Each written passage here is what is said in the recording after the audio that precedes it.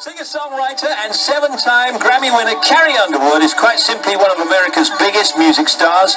So far, listen to this amount here. You just love this. So far, selling 56 million records. Carrie receiving 94 major awards and achieving 21 number one singles. Probably more by the end of this sentence. So we say congratulations to you on that wild success.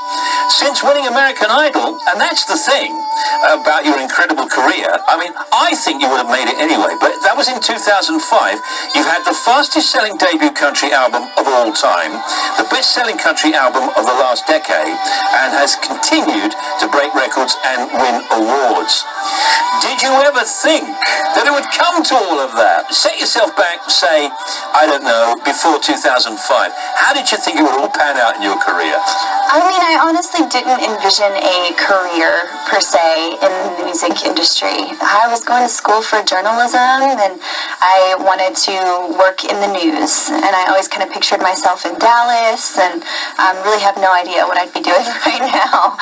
I know that you're probably so fed up talking about American Idol. No. But do you remember, like, individual moments where you did really well, where you didn't do well, or what people said about you? I do. That was my first dose of online forums and things like that. I mean, now it's even more in your face. But yeah, I mean, just seeing how people thought about my appearance or how I did or song choice or things I needed to do or stop doing. Or did you ever go home and cry? I did. Definitely. No. Yeah, but that, you know what, that's part of it. And public opinion is something that you're always going to have to deal with, no matter what job you do. It just seems there's a lot more opinions in what I do. Yeah, but it's part of it and you have to get used to it, don't you? It is, and the negative opinions are always the loudest, so it's... well, those are the ones you always remember. Right, there can be 99 amazing comments and one that's kind of mean, and that one's the one that you're going to be upset about. I just don't look at a whole lot. I try to keep myself removed from it. In a mo, we're going to play the single Smoke Break, which is a brand new single, and I really like a song called Like I'll Never Love You Again, which has got a lovely little kind of a sweeping, I don't know even what the instruments are. It's like mandolin, kind of. The instruments are kind of strangely beautiful together. They're dreamy, aren't they? They are. It's definitely a mesmerizing. It's all the music. It's not me. It's all the music. Yeah, but it's great though, because beautiful. But I tell you what I like about this album, and coincidentally it is called Storyteller. Every song's got a story, hasn't it? Mm-hmm. Either it's something that's very personal or it's just some made up group of characters that you have to get to the end of the song to find out what happened. On November 4th, Carrie is co-presenting this year's Country Music Awards with Brad Paisley in Nashville, the 8th consecutive year they've hosted. This year, Carrie is nominated for Female Vocalist of the Year and Music Video of the Year for Something in the Water. So what happens is you say you're hosting and then you actually get an award. Do you announce your own award?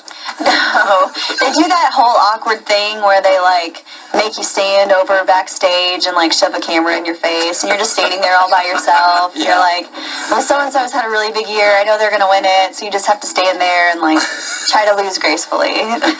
It's great. Did I read that you're doing the CTCs next year? I am, yeah. Oh, that's great. It is. I was here for CTC a couple of years ago, and now I'm back. And we get to go to Scotland, which I've never been to, or go to Dublin. Yeah. And of course... Oh, well, love you there. They do love you there.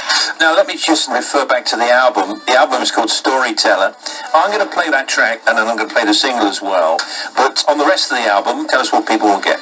They will get a collection of stories, hence Storyteller, influenced by different things. So we have songs that are a little more rock country, a little more twangy country, a little more pop country, and just a collection of songs that I personally love very much. And it's a little bit harking back, isn't it? This is only my view, but it's a little bit kind of old school, new school all mixed up. It is. Which is great. It's nice to see. I think I asked you last time who your competitors were, and you went something like, I don't have competitors, they're colleagues. Oh, yeah. And you know, and I would mention Taylor Swift or some other artists. Do you see yourself in competition with other artists?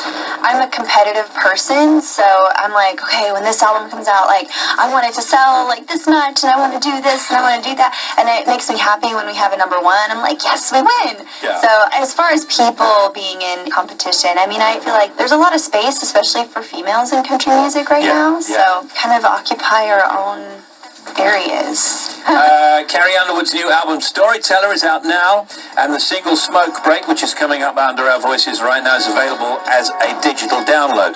And once you've heard that single, you're then going to hear my favourite track, Like I'll Never Love You Again. Check out the album, check out the single, and good to see you again, and see you next time. Thank you, Carrie.